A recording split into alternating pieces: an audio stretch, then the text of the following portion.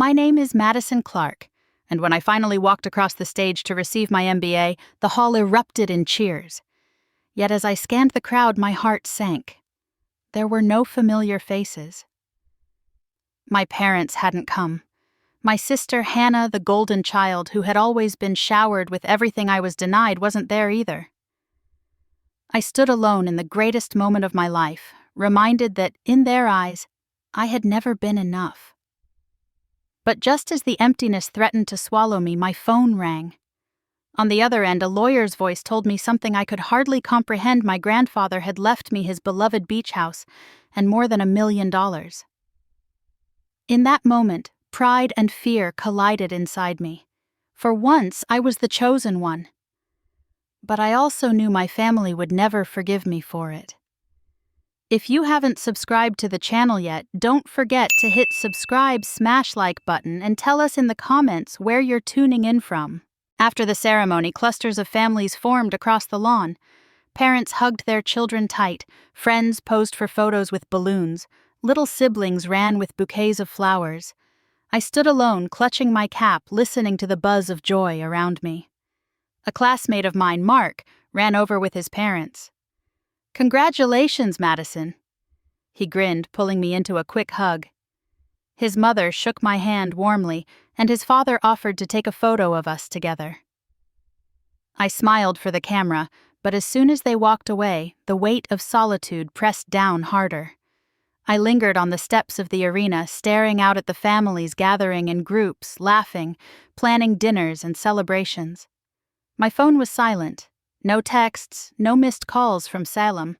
I should not have been surprised, but the sting still cut through me like it always did. Then, out of nowhere, my phone buzzed. The sound jolted me so sharply I almost dropped it. The screen flashed with an unfamiliar number from Portland. I hesitated, wondering if it was spam, but something in my gut told me to answer. "Hello?" My voice was tentative. "Miss Clark." The voice on the other end was calm, steady, older.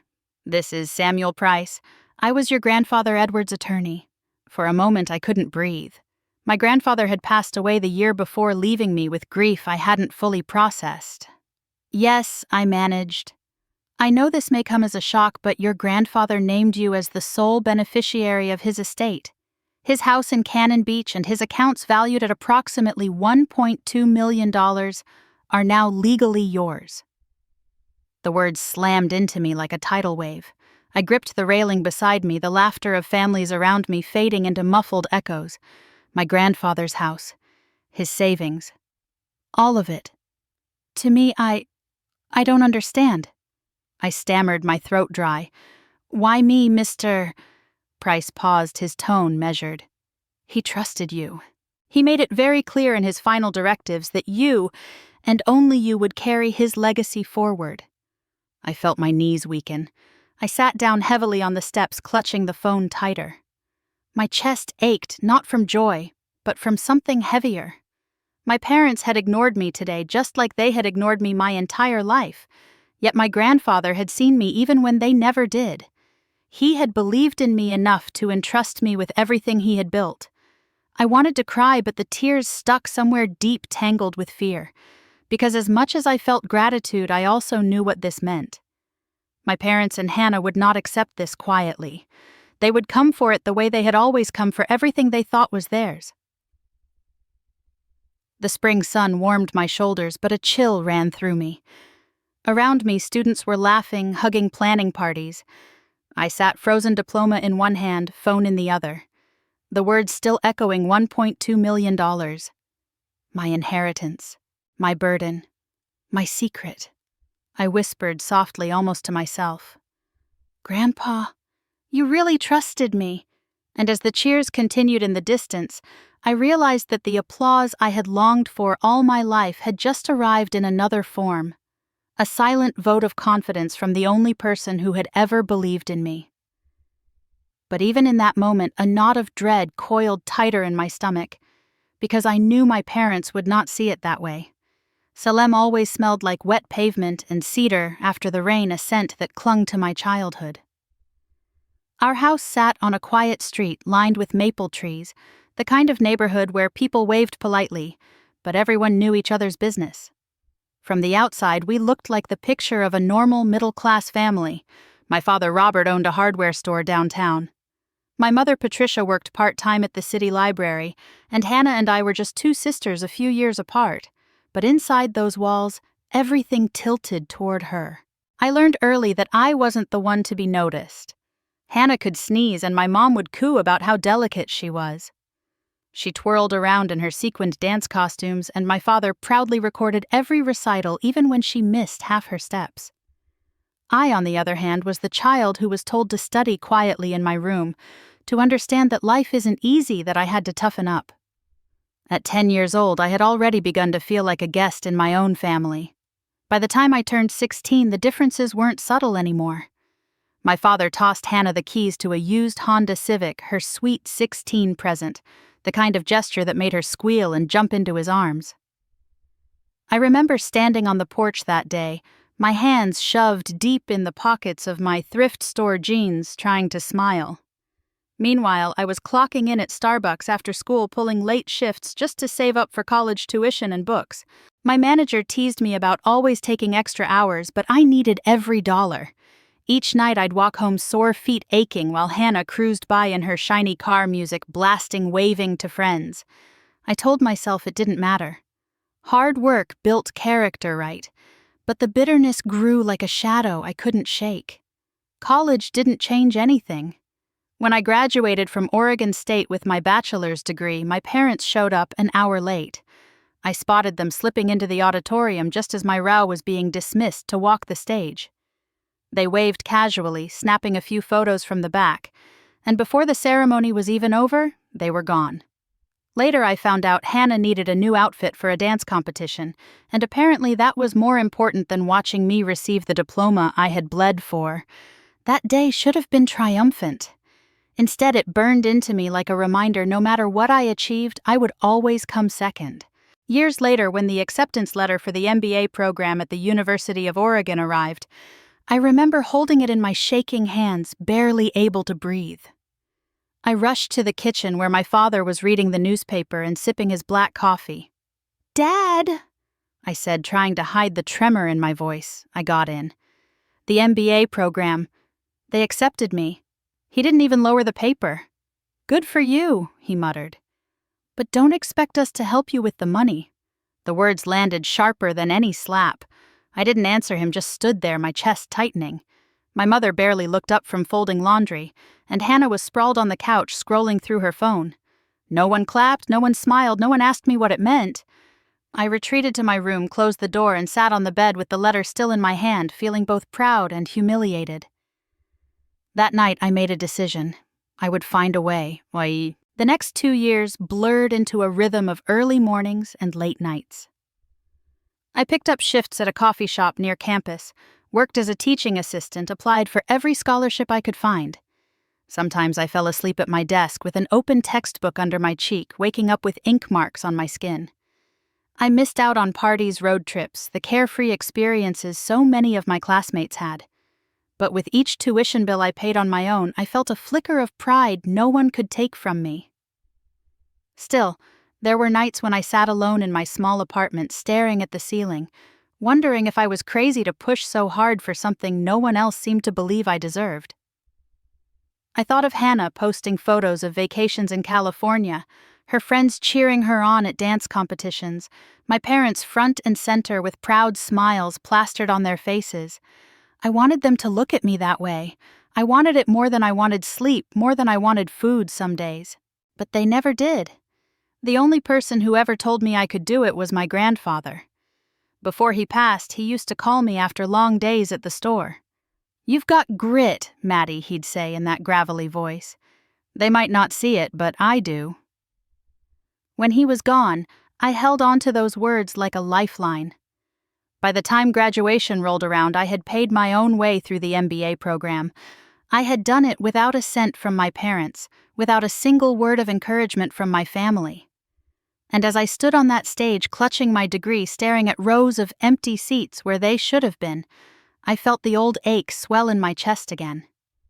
But now, with my grandfather's legacy suddenly in my hands, something shifted. Maybe this was my moment. Maybe this was the chance to rewrite the story I had been forced into since childhood. I could almost hear his voice in the back of my mind, steady and sure. "You'll prove them wrong one day." I closed my eyes that night in my quiet apartment diploma, resting on the desk phone still buzzing with Samuel Price's number on the screen, and I made myself a silent vow. I would not be dismissed anymore. I would not let them strip this away from me. For the first time in my life, I wasn't powerless. And that terrified me almost as much as it thrilled me. My grandfather, Edward Clark, was never a man of many words, but when he spoke, people listened. He had been a high school math teacher in Salem for over 3 decades, the kind of teacher who demanded respect, but gave it back tenfold. Students used to say he was tough but fair, and they'd come back years later to thank him for pushing them harder than anyone else. To me, he wasn't just a teacher. He was the one person in my family who made me feel seen. When I was 12, he would sit with me at the kitchen table and work through math problems, his pencil tapping steadily against the lined paper. I'd grow frustrated, ready to slam my book shut, but he'd lean back and say, "Patience, Maddie. You've got to train your mind like a muscle." Sometimes after we finished, he'd take me for long walks on Cannon Beach, the salty air whipping at our faces as he spoke about life in the kind of blunt, honest way no one else did. "You're stronger than you think," he told me once, stopping to pick up a smooth stone and skipping it across the water. "One day they'll have no choice but to see it." Those words stuck with me long after he was gone. Sitting in my small apartment now, phone still in my hand after the call with Samuel Price, they echoed even louder. My grandfather had entrusted everything to me. His beloved beach house, the place where we spent so many summers together, and his life savings accounts totaling over $1.2 million. My heart hammered as I repeated the number silently. It felt surreal, almost dangerous to hold that kind of information inside me. I called Mr. Price back later that evening. My voice was shaky. "Mr. Price, I need to hear it again. Are you certain?" He was calm, reassuring. "I handled your grandfather's estate personally. His wishes were clear, Madison. The house at Cannon Beach, the accounts, everything passes directly to you. No one else." I swallowed hard, twisting the hem of my sweater. "But why me?" There was a pause. "Because he trusted you. He told me himself you were the one who worked for everything you had. He said you had grit. That's the word he used." The lump in my throat made it hard to breathe. "Thank you," I whispered, though the words didn't feel enough. After hanging up, I sat on the edge of my bed, staring at the floor. I remembered summer nights with Grandpa on the porch of that weathered beach house. He'd sip his black coffee even in the evenings, and I'd sit beside him with a blanket over my shoulders. He'd tell me stories about his students, about how people underestimated kids who didn't fit the mold, and how wrong they usually were. I remembered the creak of the wooden boards beneath our feet, the roar of the ocean nearby, and the quiet way he would squeeze my shoulder as if to remind me I mattered. Now the house was mine. The accounts were mine. His trust was mine. And yet with the weight of that trust came dread. I could already picture my parents' faces if they found out, my father's narrowed eyes, my mother's sharp tone, Hannah's smirk curling at the edges of her mouth. They had always assumed everything of value would go to Hannah. That was the unspoken rule of our family. Hannah first. Madison second, if at all. I got up and paced the room, my hands shaking. The thought of them realizing what Grandpa had left me made my stomach twist. They wouldn't accept it. They'd fight, manipulate, guilt-trip me until they got what they wanted. That's what they had always done. I pulled out an old photo album from my closet, flipping through pictures of summers at Cannon Beach. There was Grandpa, tall and broad-shouldered, standing next to me as I built a crooked sandcastle. There was Hannah, too sulking in the corner of a frame because she hated getting sand on her clothes. I traced my finger over my grandfather's smile. He had known. He had chosen me deliberately. For a brief moment, I let myself feel the warmth of that realization. Someone had finally said without words that I was enough, that I was worthy. But the warmth faded as quickly as it came, replaced by a cold certainty. My parents would not leave me alone. They would come for the house, for the money, for anything they thought should have been theirs. The thought sent a shiver down my spine. I sat back on my bed, holding the photo album against my chest, and whispered into the quiet room, "They're going to hate me for this." And I knew deep down I was right. My mother had a way of cutting me down with a single sentence, the kind that lingered long after she left the room. I can still remember one evening at the kitchen table when I was 14, bent over my algebra homework. Numbers blurred on the page, my pencil tapping nervously as I tried to work through the equations. Patricia stood behind me, arms crossed, her voice sharp. "Why can't you just get it right the first time, Madison? Your sister never struggles like this." The words stung hot and humiliating. I lowered my head, ready to apologize, when Grandpa Edward spoke up from his chair at the end of the table. His voice was calm but firm. "Patricia, that's enough. She's not failing. She's learning. This girl has grit, and that's worth more than any grade on a piece of paper." My mother scoffed, muttering something about me needing real discipline, but Grandpa's eyes stayed on me. He gave me a small nod, a silent reminder that I wasn't as hopeless as I felt. In that moment, I clung to his words like a life raft. There were countless moments like that. Times when my father barked about me not being practical enough when Hannah paraded her latest dance trophy, and my parents showered her with praise. Grandpa would always find me later, whether it was in the backyard while he was tending his tomatoes, or on the porch with his ever-present coffee mug. "Don't listen to them," he'd say. "You're tougher than you know. That toughness will carry you farther than applause ever could." One summer afternoon, after another argument with my mother about my lack of ambition, I stormed out to the backyard. Grandpa was there, kneeling by his garden bed. He didn't ask what happened. He just handed me a small spade and said, "Here, dig." We worked side by side in silence until I finally blurted out, "She thinks I'll never be enough." He wiped his forehead with the back of his hand and answered simply, "Then prove her wrong. Not for her, but for yourself." Years later, when he passed, those words replayed in my mind like a broken record. Grace Miller, our neighbor from 2 houses down, had been around long enough to see the way things really were. She was at our place often dropping off pies or helping my mom with church fundraisers. One afternoon, not long after Grandpa's funeral, she stopped me on the sidewalk as I was bringing in the mail. "Your grandfather talked about you a lot, Madison," she said gently. I blinked at her, unsure what to say. She lowered her voice. "He worried. He told me once, 'If I don't leave something for Maddie, that girl will be left with nothing.' He wanted you to have a fair shot." I stood frozen, the weight of her words pressing down on me. Grace had no reason to lie. Hearing it out loud from someone else, it made everything feel even heavier, more real. That night I pulled out an old box of his belongings I'd kept.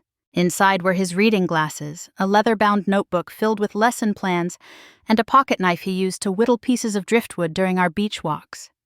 I held the knife in my hand, remembering how he'd sit on the porch of the Cannon Beach house, the sound of waves crashing nearby, carving smooth shapes while talking about his students.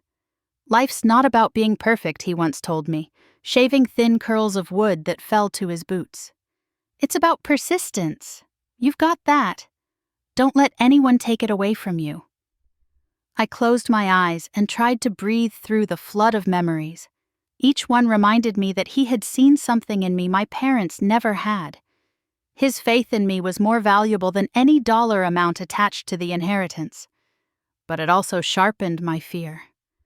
If my grandfather knew I would be left with nothing unless he intervened, then surely my parents would see this inheritance as a betrayal. They would never accept his choice. And Hannah, entitled Hannah, who had been handed everything her entire life, would feel it was hers by default. I gripped the notebook tighter, flipping through his neat handwriting, the formulas and notes scrawled across the margins. I imagined his hand guiding the pen, steady and deliberate. For the first time, I felt like his voice had traveled through time to reach me. He had built this legacy for me, and it was now my responsibility to defend it. A cold certainty settled in my chest. The money, the house, they weren't just assets. They were proof that someone had believed in me, chosen me, valued me. My parents had spent years making me feel invisible, but Grandpa had made sure that in the end I couldn't be erased. I set the notebook down carefully and looked out the window at the dark street. Grace's words echoed again. If I don't leave something for Maddie, that girl will be left with nothing. Mini-climax in that quiet moment. I made myself a promise. I would hold on to the inheritance, not out of greed, but as a way of protecting the last piece of my grandfather's faith in me. It was more than money. It was the proof that I mattered, and I was ready to fight to keep it. The first time I walked into Daniel Hayes's office in downtown Portland, the weight of everything I carried seemed to press down harder on my shoulders.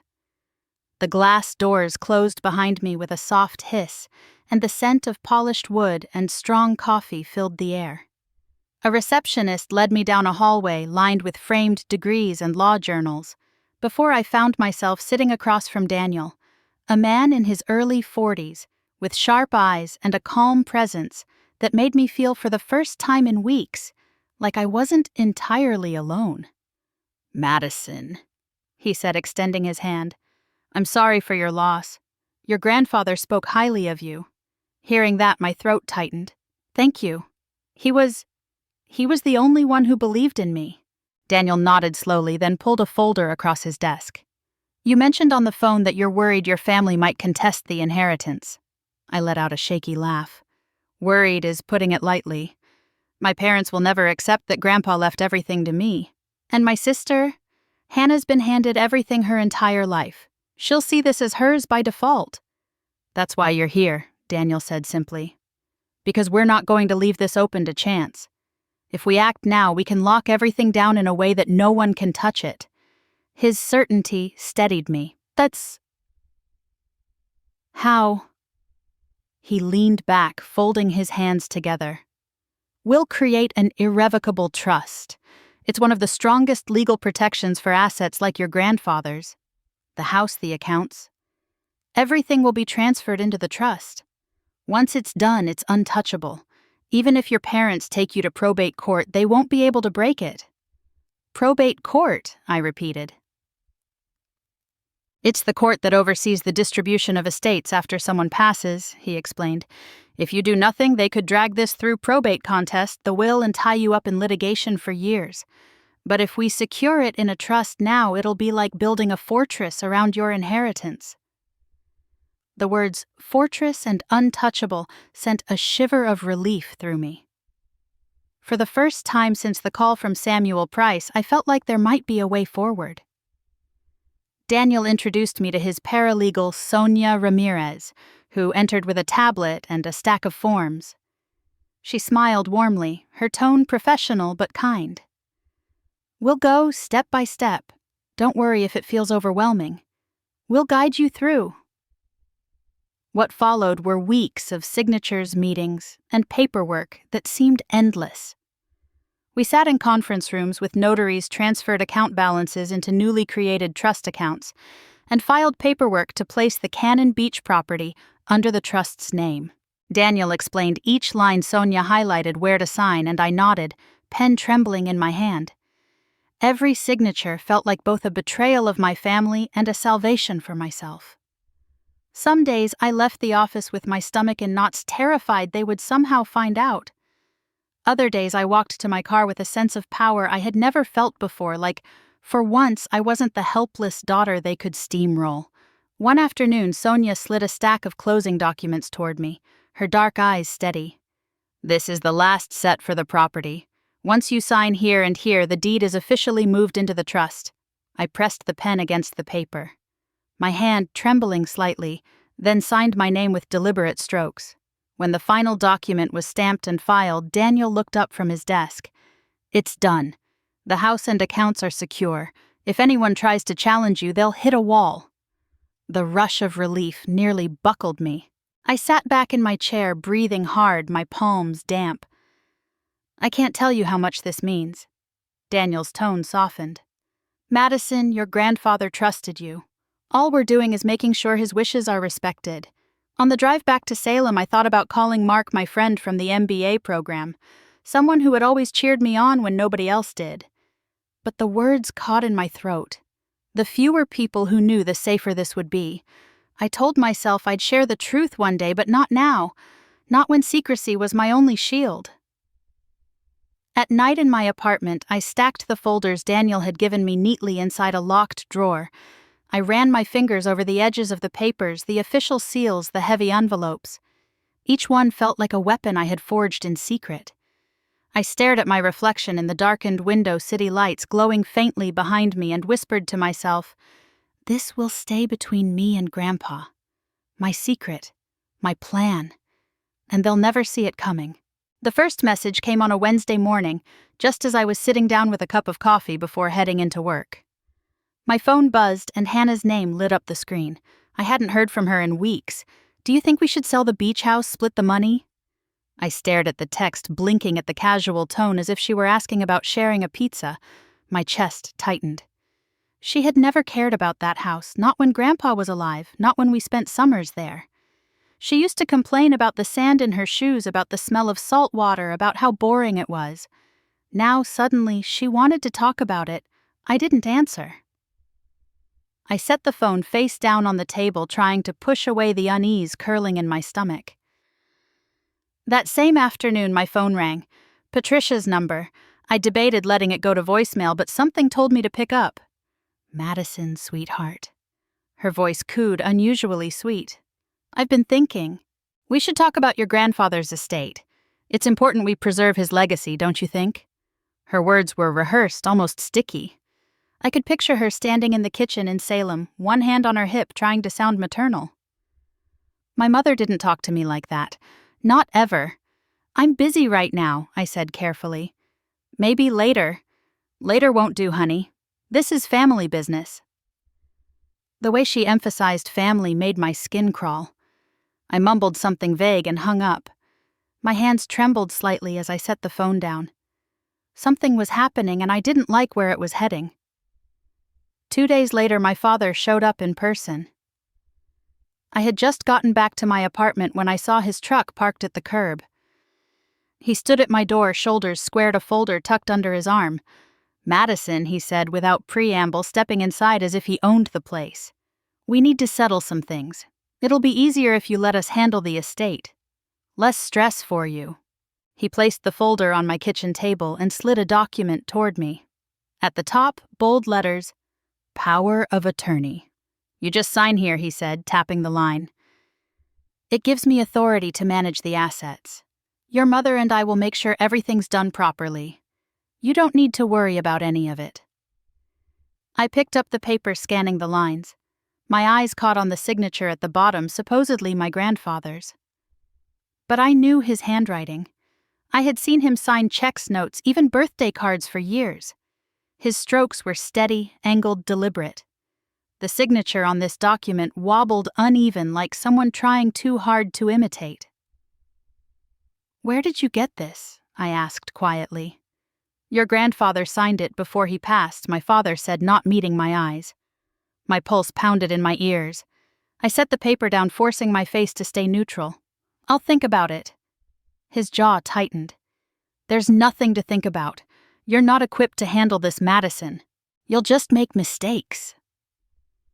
The words stung, echoing every dismissal he'd ever thrown my way. But this time I didn't flinch. I folded the paper neatly and slid it back across the table. "I'm not signing anything today." For a long moment we stared at each other. His eyes were hard, calculating, and mine burned with quiet defiance. Finally, he shoved the folder back under his arm and stalked out the door, muttering something about me being ungrateful. When the door closed behind him, I sank into the chair, my hands shaking. My grandfather's name on that page. Crooked false. Haunted me. They were trying to take it. They were already moving against me. That night, I lay awake, staring at the ceiling, every nerve in my body humming with dread. I replayed the look in my father's eyes, the sugar in my mother's voice, the sudden friendliness in Hannah's text. None of it was genuine. They wanted the house. They wanted the money. And they would stop at nothing. I turned on the lamp, pulled the folder of trust documents from my drawer, and spread them across the bed. My eyes traced each seal, each notarized page, each signature that proved the inheritance was mine and mine alone.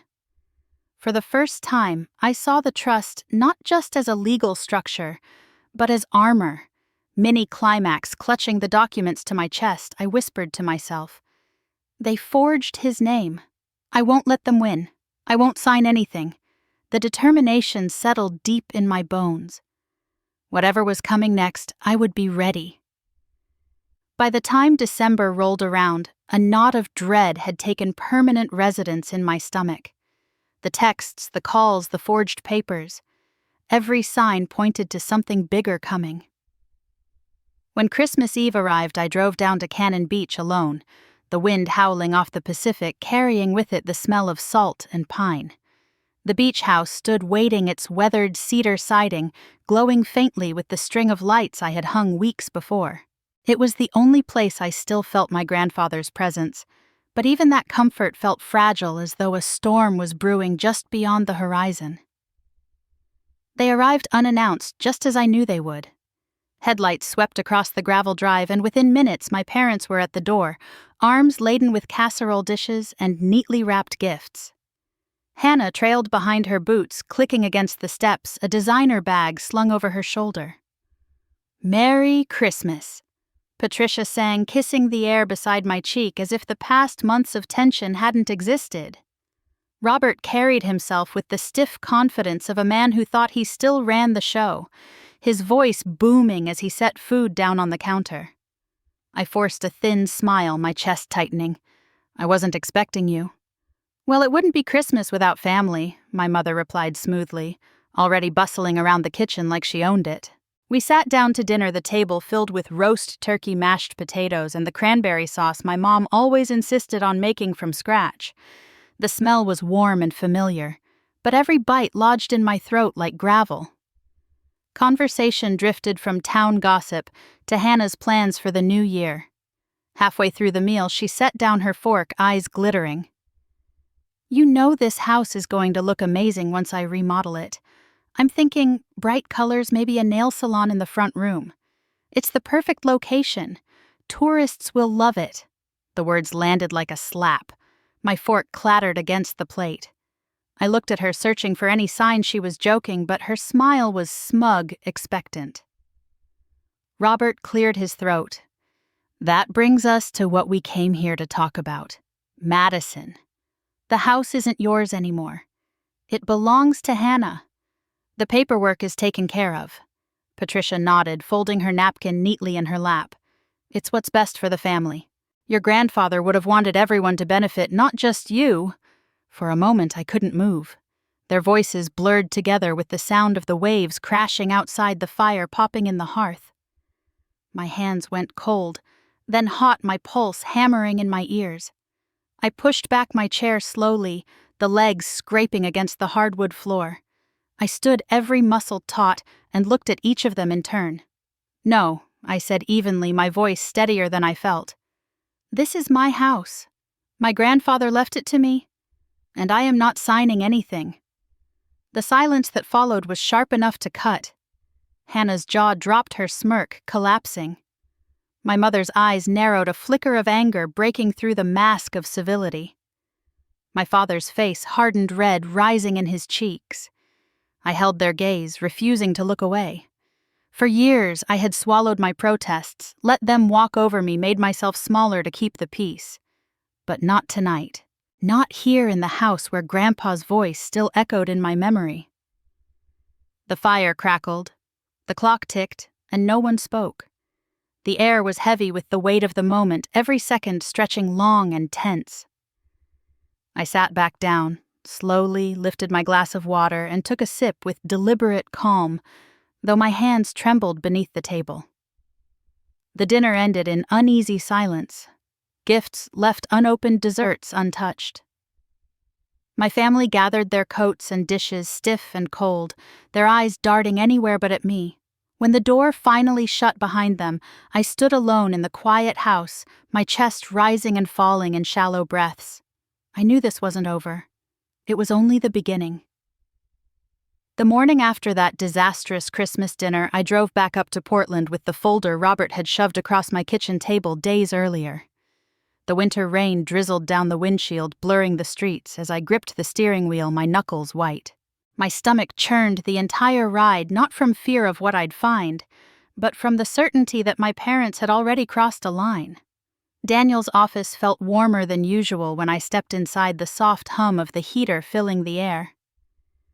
Sonia greeted me at the door, her smile professional but tinged with curiosity when she saw the folder clutched in my hand.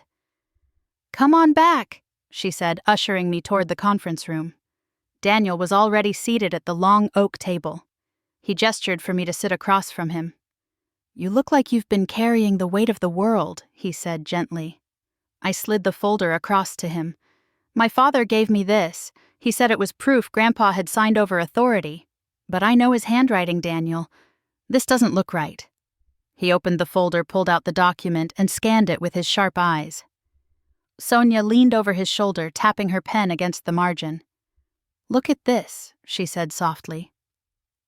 "The notary stamp isn't consistent with Oregon records. It's missing the state seal." Daniel nodded, his brow furrowed. "And the signature here. See how the loops on the E and the C are uneven? Your grandfather's writing was steady, deliberate. This looks like someone trying to mimic it." My throat tightened.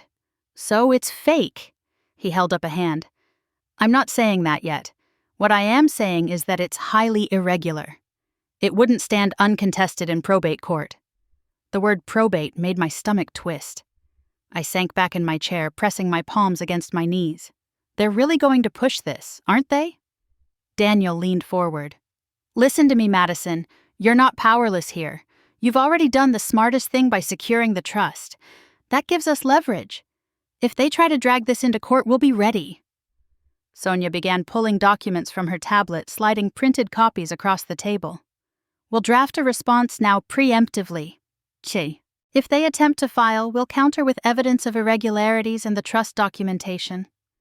Her efficiency calmed me, though my chest still ached. For so long, I had been the one scrambling to catch up, the one always behind.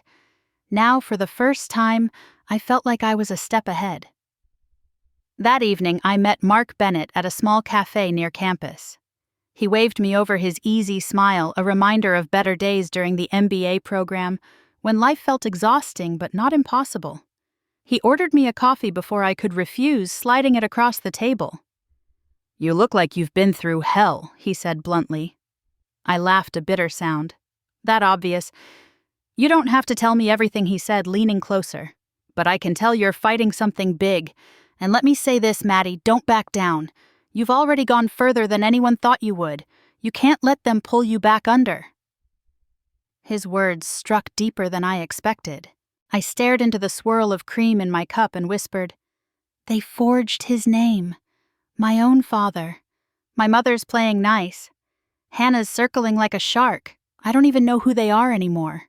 Mark reached across the table, squeezing my hand. "I know who you are. You're the one who made it through 2 degrees on your own. The one who didn't quit even when everyone else counted you out. That's who you are. Remember that." For the first time in days, I felt the sting of tears, but this time they didn't come from despair. They came from the faint flicker of strength reigniting inside me. Back in my apartment, I laid out the copies Daniel had given me across the kitchen table. Pages upon pages, stamped and signed, each one a brick in the fortress we had built. I could almost hear Grandpa's voice, steady and reassuring. "You're stronger than you think." "Mini twist," Daniel called later that night, his voice firm. "I've prepared everything. If they file even a whisper of a claim, we'll strike back immediately. They won't catch you off guard." I hung up, clutching the phone to my chest, a wave of relief coursing through me. For the first time, I didn't feel like I was standing alone on shifting sand. I had allies, I had armor, and I had something my family never thought I'd possess the courage to fight. It started small, just whispers I caught in the grocery store aisles and at the gas station. 2 women near the produce section paused when I walked past, lowering their voices as if I couldn't hear. That's Robert and Patricia's daughter, the one hoarding her grandfather's estate. Can you believe she won't share with her family? The words sliced through me sharper than I expected. I pushed my cart forward, pretending not to notice, but every step felt heavy. Within a week, the whispers grew louder. At the coffee shop I used to work in, a former coworker gave me a sympathetic smile. "Your mom was in here the other day," she said quietly, talking about how hard it's been on them, how you're shutting them out. "People think you're being unfair. The word rolled around in my head like a stone I couldn't spit out. My parents had painted me as greedy, selfish, ungrateful, and the town was eating it up. One afternoon I walked to the post office and felt the sting of eyes on me. Mr. Larson, who ran the hardware store across from my father's, looked away when I said hello. A group of teenagers laughed as I passed, and though I couldn't hear the words, I caught Hannah's name in their whispers. I got home, slammed the door, and leaned against it, my chest heaving. They were turning the world against me piece by piece. It wasn't enough to forge documents and storm into my home. They wanted to poison my reputation, too. That evening, as I brought the trash cans back up the drive, Grace Miller was waiting by her fence. She was bundled in a thick coat, her gray hair tucked under a knit hat. "Maddie," she called softly, beckoning me over. I hesitated, then walked to the edge of her yard. "I heard what they've been saying." She said, her eyes kind, but firm. "Your mother came by last week telling the ladies' group you were refusing to share. But I know the truth. I've seen the way they've treated you all these years." The lump in my throat grew painful. It feels like I can't breathe anywhere I go, like the whole town is watching me, waiting for me to trip. Grace reached through the fence, squeezing my hand. "Let them talk. Truth doesn't crumble because of gossip. Your grandfather trusted you, and I'll stand by you if it comes to that." Her words steadied me more than she knew. Later that night, I sat alone at the dining table in the beach house, the documents spread out before me like armor. The sound of the waves crashing outside filled the silence. I thought of Grandpa sitting across from me years ago, his voice steady. "Truth will stand, Maddie. It always does." I closed my eyes and let the memory wash over me. My family's lies were heavy, yes, but they couldn't erase what was real. The deed, the trust, his faith in me. Mini climax. I took a deep breath, pushed the documents into a neat stack, and whispered into the still air, "Let them talk. I won't run from this." The decision hardened in me like stone. If the world wanted to watch, let them. I was done hiding. The knock on the door came just after noon, sharp and insistent. I had known they would come back, but the speed of it still made my stomach tighten. When I opened the door, my parents stood there with Hannah between them, her chin tilted proudly. Behind them was a man I had never seen before, mid-50s, polished suit, carrying a leather briefcase. "Madison," my father said, his voice clipped. "This is Mr. Aldridge, our financial advisor.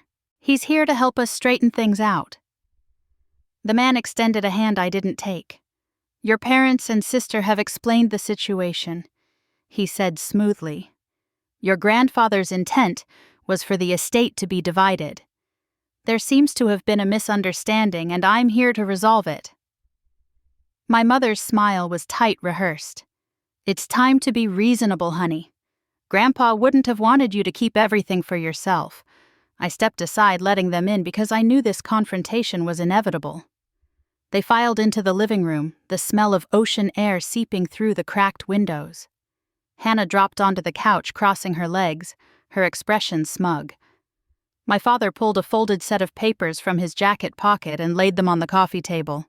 "This is the agreement," he said. "Sign it and we'll put this behind us. The assets will be split equally. Everyone gets what they deserve." I sat opposite them, folding my hands in my lap to stop them from shaking. "What I deserve," I said quietly, "is what Grandpa left me. And you know it." "Don't be dramatic." Patricia snapped, her voice sharp now that the pleasantries were over. "You're acting out of spite. Hannah has plans. Good plans. For this house. You don't even need it." Hannah leaned forward, eyes glittering. Once it's mine, I'll remodel. It'll be a business, something useful. You'll just let it rot." Their words buzzed around me like hornets, but I kept my face still. I stood, walked to the cabinet in the corner and pulled open the drawer. My fingers brushed the familiar folders, the weight of the documents that had become my shield. I carried them back to the table, laying them down carefully beside the so-called agreement. "This," I said, sliding the deed and trust documents toward them, "is the truth. This is legal, binding, and unbreakable. Everything else you've brought here is worthless." My father's jaw clenched. "You think you're smarter than us?" I didn't flinch. "No, I just finally learned to stop letting you control me." Daniel, who I had asked to come that afternoon just in case, stepped out from the hallway where he had been waiting. He picked up their papers, adjusted his glasses, and read aloud, his voice echoing through the room. "These documents have irregularities. Missing seals, inconsistent signatures. They would never hold in court. On the other hand, the irrevocable trust your grandfather established is airtight. Any attempt to contest it would be dismissed immediately." My mother paled. "You brought a lawyer here?" "Of course I did," I answered, "because I know exactly how far you're willing to go." The silence was suffocating. Then Hannah erupted, her face red with fury. "You always ruin everything. You couldn't stand that I was the one they loved, so now you're taking this from me too. You always steal." I looked directly at her, my voice calm, steady, final. "No, Hannah. This is the first time I've kept what was mine." The room froze. The only sounds were the waves outside and the faint creak of the floorboards beneath our feet. My parents sat rigid, their plans unraveling in front of them, while Hannah's anger dissolved into shocked silence. For the first time in my life, I wasn't the one shrinking under their gaze. I was the one holding firm, the one they couldn't bend. And in that stillness, I knew the balance between us had shifted forever. The fallout began quietly, like cracks spreading across glass. Then all at once, the whole thing shattered. Word traveled fast in Salem, especially when Grace Miller decided she'd had enough of keeping quiet. I was walking back from the mailbox one chilly January afternoon when Grace waved me over to her porch. She had that determined look in her eyes, the one I remembered from neighborhood meetings where she never let anyone bully their way through. "I've told people the truth," she said, simply wrapping her hands around a mug of tea. "For years, I watched your parents favor Hannah, watched them dismiss you. They're trying to spin this inheritance like you're greedy. I won't let them." My throat tightened. "Grace, you didn't have to." "Yes, I did." She leaned forward. "This town believes what it hears. They need another voice." I reminded them who was really left out all these years. The relief was sharp, almost painful. For so long I'd felt alone in proving what had happened. Now someone else had spoken aloud what I'd lived with. Not long after the real consequences began. Robert's trouble came first. Rumors of forged documents reached the county office. Investigators showed up at his hardware store asking questions, looking at the so-called power of attorney he had shoved at me. It didn't take long for word to spread. Customers heard about the investigation and drifted away, choosing the newer Home Depot outside of town, instead of supporting a man accused of falsifying his own father's signature. Within months, sales plummeted and bills piled up. I drove past one morning and saw him standing outside, arms crossed, staring at a for-lease sign in the window where his pride had once lived. Patricia's fall was quieter but just as devastating. The library board called an emergency meeting after parents began complaining about her conduct, whispering about her role in the inheritance scandal. In a small town, reputations matter more than resumes. She was placed on indefinite leave, her decades of work undone in weeks. I heard from Grace that Patricia stormed out of the library one afternoon, clutching a box of her belongings, eyes red with fury and humiliation. And Hannah, sweet, spoiled Hannah, ran into her own wall, She'd been bragging around town about her plans for the beach house, promising friends discounted manicures when her salon opened. But when she applied for a business loan, the bank turned her down flat. Without collateral, without steady income, she was a bad risk. The trust had sealed the property out of her reach, and without it, her dream evaporated. I heard she sat in her car outside the bank for nearly an hour, crying before driving away. I didn't take pleasure in their pain the way I thought I might. Watching their lives unravel wasn't satisfying. It was sobering. Karma had a way of working quietly, steadily, until everything they had built on entitlement crumbled under its own weight. Still, there was a grim sort of justice in it. For years they had reduced me, dismissed me, acted as if I were invisible. Now the truth was visible to everyone, and there was no taking it back. One evening, I sat on the porch of the Cannon Beach House, wrapped in a blanket, the ocean wind biting at my face. The sky was streaked with pink and gray waves pounding against the shore like a steady drumbeat. In the distance, a group of tourists walked by, laughing, pointing at the sunset. I held the deed in my lap, the embossed seal catching the fading light. It struck me then. I hadn't just kept the house. I had kept myself. I had stood against them, against years of silence and small cruelties, and for once I hadn't yielded. Mini climax. My family had lost their grip, their reputation, their plans, while I still had the home, the inheritance, and something far greater: my freedom. I leaned back in the old rocking chair, letting it creak beneath me, and listened to the ocean carry away the last remnants of the storm they had tried to unleash. For the first time in my life, I felt like I could breathe. The morning sunlight spilled across the porch of the Cannon Beach House, warm against my skin as I leaned against the railing. The tide was rolling in, steady and endless, the sound filling every corner of silence inside me.